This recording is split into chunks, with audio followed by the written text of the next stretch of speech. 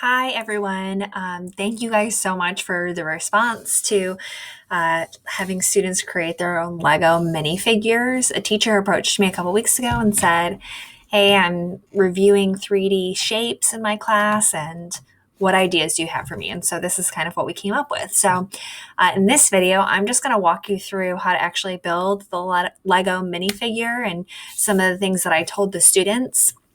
At the beginning of the lesson, we do talk about like what 3D shapes are we going to use. So we'll use things like cylinders, rectangular prisms, spheres, and then I tell them that they're also going to learn about other tools within Google Drawings. So the lesson is kind of like a big package of, yes, reviewing 3D shapes and some of their names and things, but also the students are really learning a lot about what tools are available in Google Drawings so that you could then go do other activities within Google Drawings.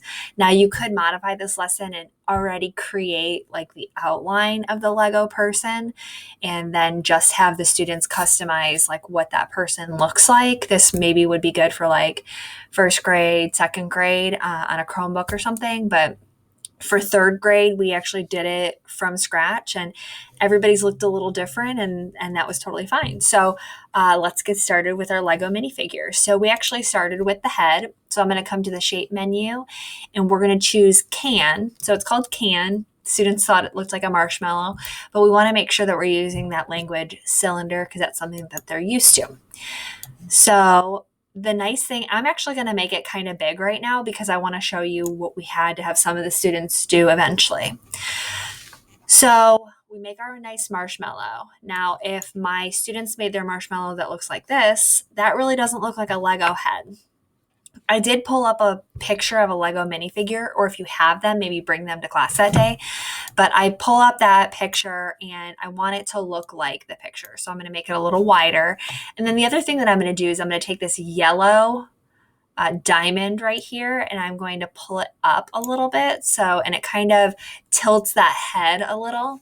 And now my head is ready.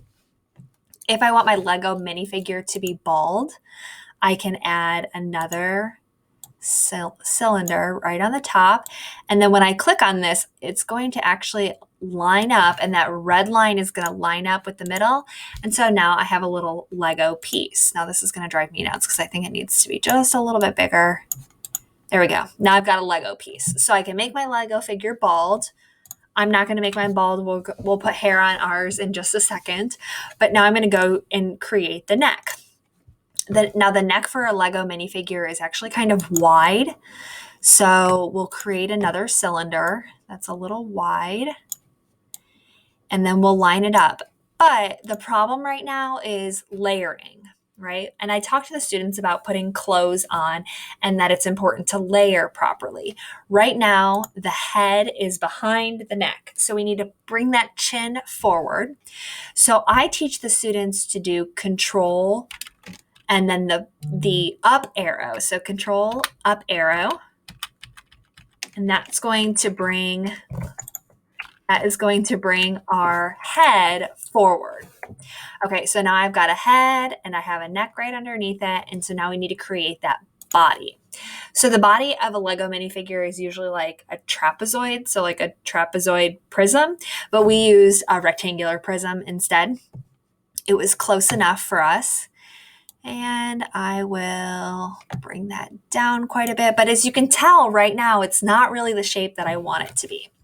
So I'm going to again take that yellow diamond and I'll pull it back. And I'm going to line it up. And now I'm going to do control and my down arrow to bring it back in the background a little bit. That looks a little wide, but we're going to leave it like this. And you can tell I'm already running out of room on my drawing space. So this is a problem. So the next thing that I teach the students how to do is select everything besides this box. So I'm going to click on one corner and I'm going to drag and that blue box is going to select everything. I'm going to hold down my shift key and then I'm going to drag in one of the corners. Why do I hold my shift key? Look what happens if I try to move it so that it's off, right? So that that ratio is off a little bit. It doesn't work. So the shift key keeps the ratio together. Then I can just kind of recenter my little guy. Now I'm going to create shoulders. For our shoulders, we used a circle or a sphere. We talked about the fact that our shoulder joint, there's an action that looks like a ball right at the end of our shoulder. And so that's our shoulder 3D shape. So we'll create a shoulder here. And then I'm going to copy, Control C, Control V, and paste it. And I can always bring this shoulder behind my body as well, just again for that perspective a little bit. We'll create our arms, which are going to be cylinders again. Make them nice and long. And then with the arm, I'm not going to have my arm straight down my sides. I want those to be rotated a little bit. And if you saw the preview of some of the creations that the students did, I showed them how to rotate with this little circle up here. And so some of them took it upon themselves to do a little hey with their Lego minifigure. So they can absolutely do that. They can put their hand up if they want to, or they can just angle their arms out away from their body a little bit. It looks like mine need to be just a little wider. I try and get them as wide as the sphere that I used for the shoulder. And we'll send that to the back. And then I'm going to copy and paste that and do this one over here. And again, send that all the way back. So that control up arrow and control down arrow are super helpful as students are creating these things. Now let's look at our hands. So we talked about the Lego hand.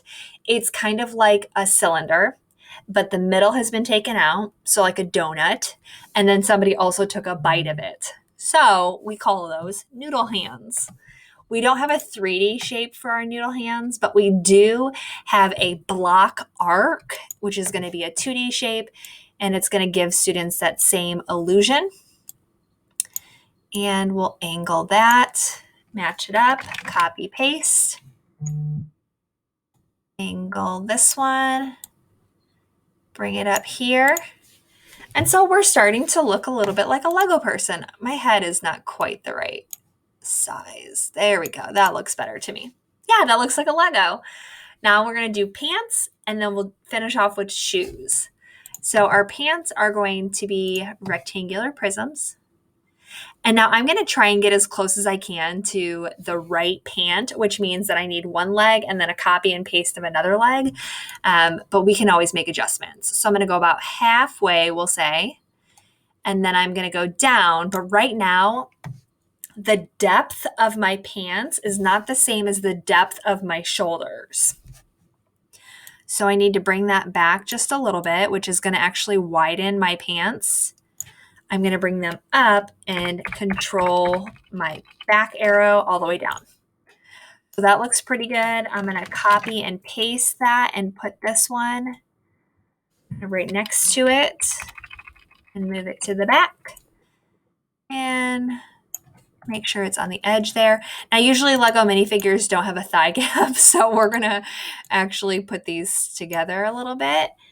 I'm going to select both of them, hold down my shift, or I'm going to not hold down my shift key this time, but I am going to widen it.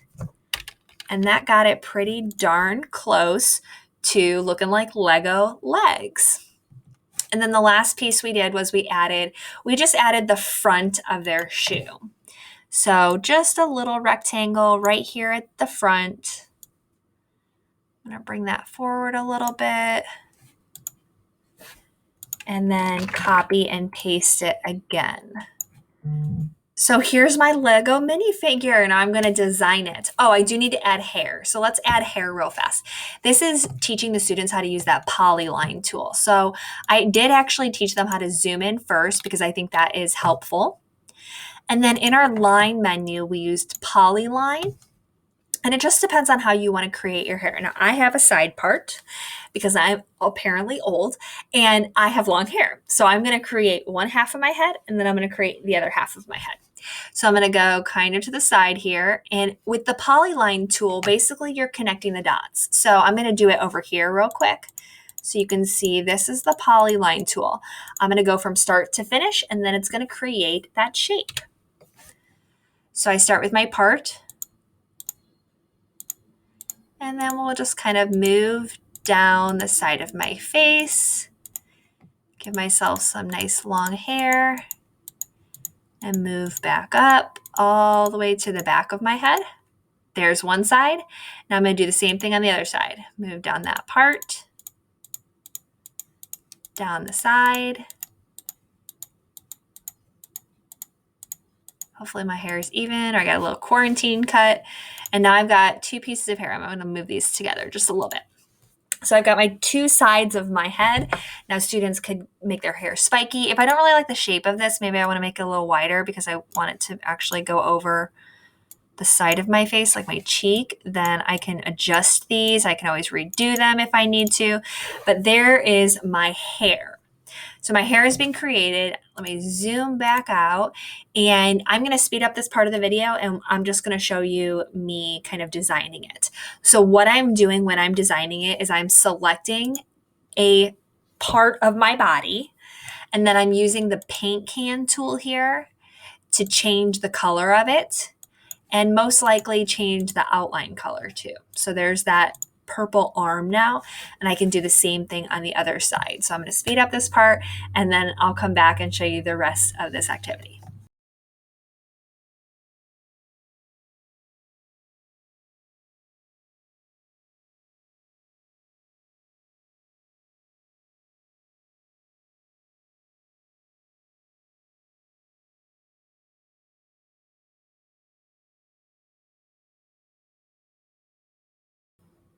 Okay, so my person has been designed here, and then the students would take the face and drag it over. But look what happens when I do this. So I'm going to take my face, I'm going to drag it over, and where did it go? It is actually behind all of my pieces. So there's a few different ways that we can address this. You can either do that control up arrow until it comes to the front, right there, or go back. If I copy and paste the face, then it actually brings it up to the front. And then I'm just going to adjust it so that it's the right size. And now she has a face. So here's my Lego minifigure. For a few extensions, we also had the students add maybe a logo of a favorite sport or an activity or brand to the shirt. And then we also had them finish up by creating their own Lego name brick. So they created the brick, adding those rectangular prisms, and then two dots right on the top. Line those up, and then they would insert word art with their name. Just the size of it. And maybe make it white with a thicker background. So this is our Lego minifigure lesson.